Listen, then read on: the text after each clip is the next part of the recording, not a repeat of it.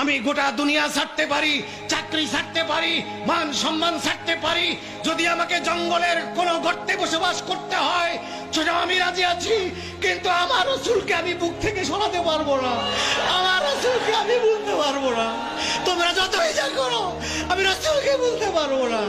আমি মনে করি পৃথিবীর শ্রেষ্ঠ আলেম, পৃথিবীর সবচাইতে বড় আলেম, পৃথিবীর 700 কোটি মানুষের শ্রেষ্ঠ জ্ঞানী ব্যক্তি, আলেম ব্যক্তি, তার ভিতরে যদি আমার নবীর প্রেম না থাকে, তার ভিতরে যদি নবীর আদব না থাকে, আমি তাকে আমার পায়ের জুতার সুতলা মনে করি, এর বেশি মনে করতে পারি না।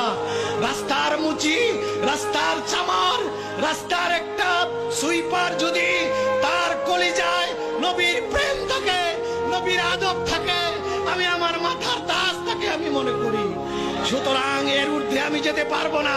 সৌদি আরবের দরকার নাই, মক্কার দরকার নাই, মদিনার দরকার নাই, মদিনাওয়ালা মক্কাওয়ালার দরকার আমার। তার কাছে আমি থাকতে চাই।